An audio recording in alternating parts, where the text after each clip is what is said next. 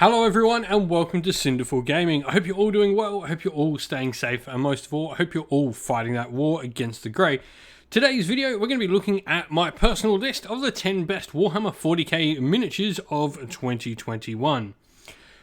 So, we did a list for Age of Sigmar, and this year, because there are just so many fantastic miniatures coming out every year from Games Workshop now, I feel it's best to have a separate list for Warhammer 40k and Warhammer Age of Sigmar.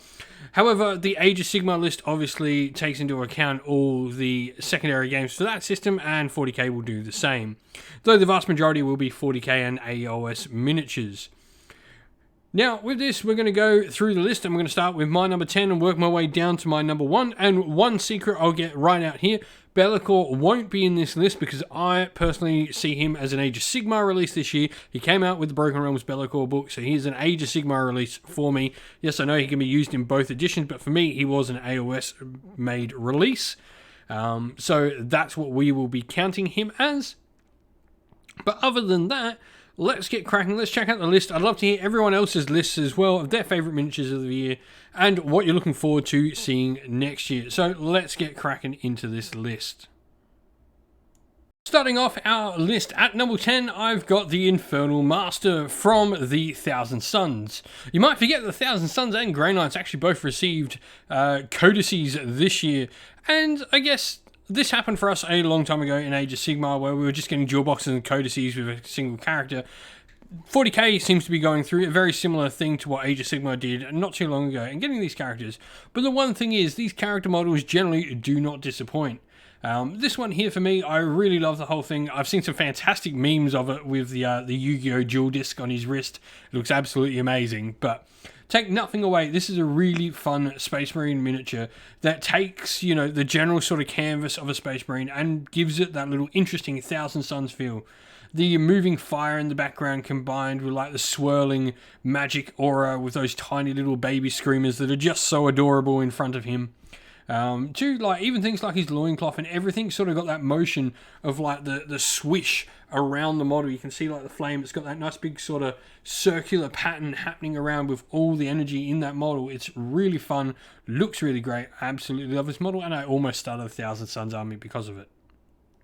Number 9, and I know, boring Space Marines, but the commemorative model for Warhammer 40k, I think was at least a little bit more interesting than some of the other Primaris lieutenants we've seen from them in the future. I don't know what it is about this model, and maybe it's the similarities to the amazing Captain model that came inside Indominus, that I really enjoy this Primaris lieutenant model. I really like his sort of posing with the storm shield there, his sword down in the background, and his like face. I really enjoy it. I think it's nice, good, hard features on the face. They really give it a nice look to him. I like just the posing. He's a cool model for a Space Marine. I mean, I am an absolute Space Marine lover, but I really enjoyed this particular Primaris Lieutenant. I think it's one of the better ones they've done for the commemorative series. Coming in at number 8, we have the Reductus Saboteur. This is one of my favourite models of the year because, well, first of all, it's nice seeing some Xenos love, but also this miniature does come out this coming weekend for pre-order, so it will be a miniature from this year's releases. But I think it's a really cool Genestealer Cult model. I love like the extra arms they're throwing on the Genestealer Cults. I like the posing. I like both versions of the head. Like even the more, I guess, humanoid head or the more, you know, corrupted, scaly, alien-looking head. Everything, like the backpack's really cool. We like the copper wiring and the little extra detonation charge. I love the little Tyranid charm on the front of the model. The work on the, I guess, the padding for the clothing is really nice. The detonation charge and how the hand is, you know, pointing on the actual charge. It's a really cool model. It's a fun, interesting model with lots going for it, and it's got a couple of different options, you know, with a head that really does put it into my top list. Number 7, we have the Orc Beast Boss. I loved a bunch of the new Orc miniatures with the squig and the sort of feral, I guess, savage Orc aspect coming to Warhammer 40k. And the Beast Boss for me, he's just amazing. He's got so much cool stuff on him. There's a lot going on in this miniature, no doubt. But I like the little shoulder-mounted squig he's got. I like how he's sort of got that mix of the Orcs' weird sort of trash can technology mixed with like the bone and the bestial aspects all sort of together in one. He's a really fun miniature. I really want to get this guy and give him a paint job for the channel, because he's just got so much going for him in so many different places. Looks like he'd be an absolute joy to paint as like a really long painting project. So for me, Beast Boss gets in at number 7. Number 6, the Paragon Warsults. These were one of my favourite miniatures of the year. When the Sisters of Battle release came out earlier this year, these were definitely front and centre of, I guess, a lot of people sort of looking at them in, I guess, their favourite models. They're a really interesting sort of addition. They were the first new thing added to Sisters of Battle in quite some time, and I absolutely love them. I like the sort of mini, I guess, dreadnought things that they are. They're much more sleeker, much more agile, much more like the Sisters themselves compared to the Grey Knights. That these Paragon Warsults, you know, compare, I guess, to the Dreadnought in that sort of sleek and elegant version of them. I can't wait to get a full Sisters army happening for the channel, and these will definitely be going in the army because I absolutely love the models.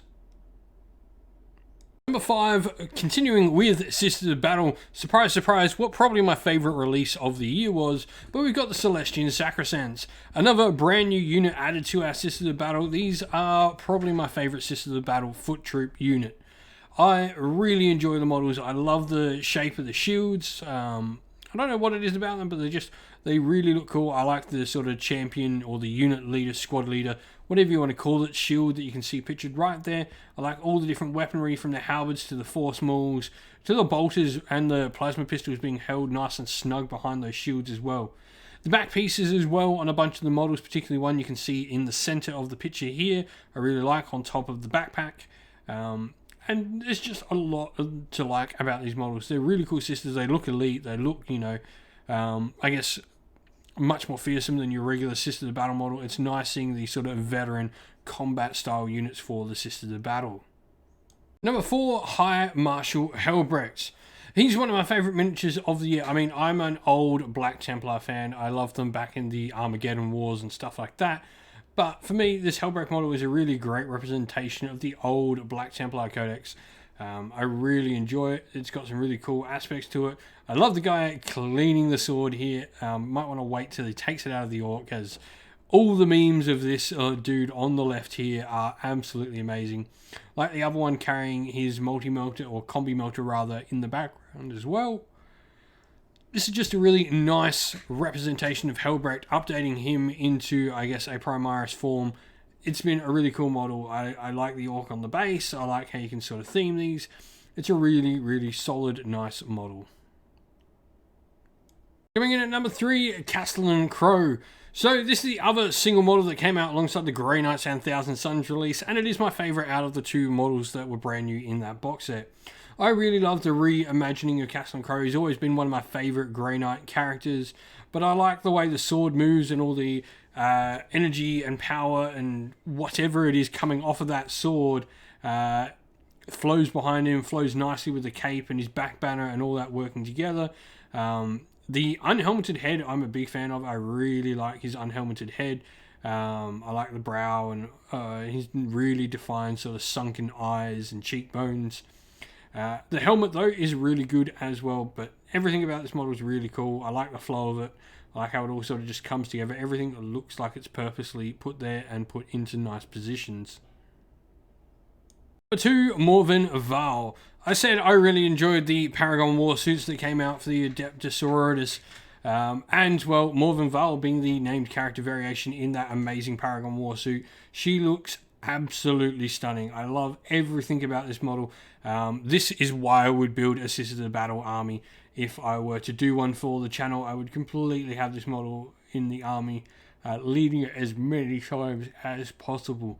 It's just a fantastic mini. All the little details, everything's sort of right. So it looks regally resplendent. In everything from her posing is just nice and commanding and strong. It's a fun model. I really look forward to grabbing this one for the channel. And number 1 for the year, cheating a little bit because it is a group of miniatures, I know, but how could I not pick Gaunts Ghosts? These are characters that have had such a storied history in Warhammer 40k. Some of the best Warhammer 40k novels you're ever likely to read feature these amazing set of characters. And front and center is Ibram Gorn. I really love this. This is what can happen if the Imperial Guard get an update. They've shown here that the updates they can do now in humans, and just to make the Imperial Guard look so much better. I can't wait to see what a brand new like Cadian regiment or Tanith regiment or any of these Imperial Guard regiments reimagined in plastic can look like. Gaunts Ghosts gives so much hope for the future for Imperial Guards fans, or what your miniatures can look like, and I absolutely love everything about this squad. There's so much character in so many models. They look absolutely amazing. But that is my list of my top 10 miniatures for Warhammer 40k for the year. I'd love to hear everyone else's favourite miniatures for the year. Let us know in the comments below what your favourites are, what you thought of our list, and how much you hate of how many Space Marines I put on the list, because I love Space Marines. Let's hope next year we have some Eldar to celebrate. Well, that's the end of the video. Thank you all for watching. We hope you enjoyed it. If you did, please don't forget to leave a like and subscribe to the channel. Also, drop us a comment down in the comment section below, letting us know what you enjoyed about the video. If you'd like to come chat more with me and other members of our fine community here at Cinderful Gaming, you can do so by joining the link in the description of the video to our Discord server. And also, if you'd like to help support the channel more and let us keep doing content on YouTube like we do, you can support us either on Patreon or YouTube members, both of which are linked in the video's description. For our Patreon and YouTube members, we'd love to give you all a shout out for your amazing and fantastic support. So a fantastic support shout out to our patrons: Christian Weir, James, Soren, Cowspawn, AJC, Kenny Lower, Outer and Shop First, Andrew Bowen, Nathan Fee, The Rising Ape, Cure Dynamic, Agu, Anthony B, Anton Nielsen, JJ Austrian, Average Wargamer, Domer, and Mark Harvey. And a special shout out to our YouTube members: Green Roots Gaming, Kenton Young, Steve T, The Real Zeok, Chris Wallace, Ronya, Vinny, Lock Lorick, The Johnny84, David Ellsworth, Revenar, and Wolfric Nick. Lastly, a special shout out to, first of all, Lady Witchfox Art, who does all the amazing artwork for the channel, and to Xmorphic, who does all the background work of our Discord server. Thank you all for your support and your help on the channel. Stay safe everyone, stay well. Most of all, keep fighting that war against the grey. Ciao for now.